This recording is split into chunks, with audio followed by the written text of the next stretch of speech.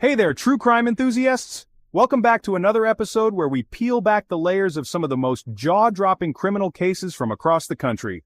Today, we're heading to the Sunshine State to dive deep into the shocking story of Jeanette Sis Martinez, who became infamous as the so-called ATM fraud queen of Florida.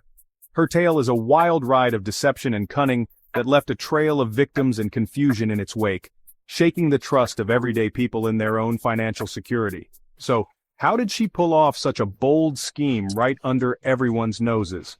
Martinez crafted a scheme that revolved around social media, a platform most of us use daily, often without a second thought about who's really behind those flashy posts. She posted enticing pictures of cash, drawing in unsuspecting users, promising quick money and an easy way out of financial troubles. But, as with most things online, there was a dangerous twist lurking beneath the surface.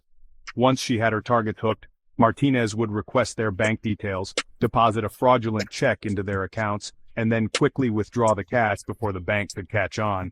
Imagine the shock and panic when victims discovered their accounts compromised, their balances drained, and their trust in the system shattered. It's a modern heist, but without the need for masks, weapons, or high-speed getaways, just a smartphone and a knack for manipulation. Authorities say she didn't stop there. Her operation grew bolder, more elaborate, and even more public as she gained confidence. Martinez flaunted her ill-gotten gains, posting photos of withdrawal receipts and stacks of cash, making it all look legit to her growing online audience. But as they say, the higher you climb, the harder you fall.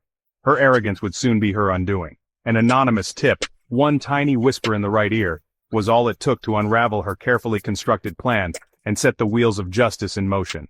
Upon her arrest, detectives found over 100 credit cards, more than $6,000 in cash, and a trove of evidence pointing to a much larger operation than anyone had suspected.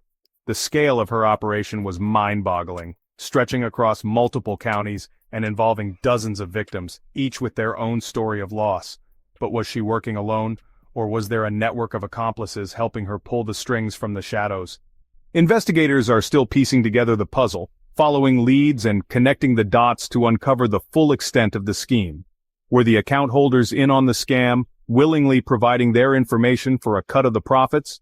Or were they unwittingly caught in her web, manipulated by promises of easy money and left to deal with the fallout?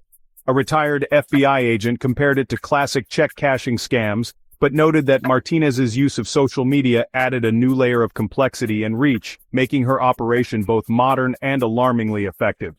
It's not just individuals who suffer in these schemes. Families, small businesses, and entire communities can feel the ripple effects of financial fraud.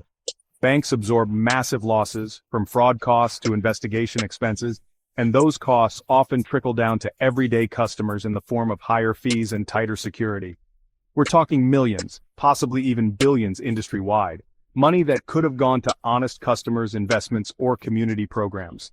It's a wake-up call for all of us to be more cautious, more skeptical, and more aware of the risks lurking online and in our daily lives. The Hillsborough County Sheriff's Office continues to dig deeper, seeking out other potential suspects and victims, determined to bring everyone involved to justice. Meanwhile, Martinez sits behind bars, awaiting her fate as investigators build their case and the community watches closely. A judge granted her bond in this case, but she's held without bond for another, highlighting the seriousness of her alleged crimes and the ongoing risks she poses. So what's the takeaway here? Stay vigilant, folks. Protect your personal information, question offers that seem too good to be true, and educate those around you about the dangers of online scams. As detectives remind us, if it looks too good to be true, it probably is. Trust your instincts and don't let greed cloud your judgment. Thanks for tuning into this episode, and remember, stay curious, stay safe, and always keep your guard up in the digital age. Until next time, keep questioning the world around you, and never stop learning how to protect yourself and your loved ones.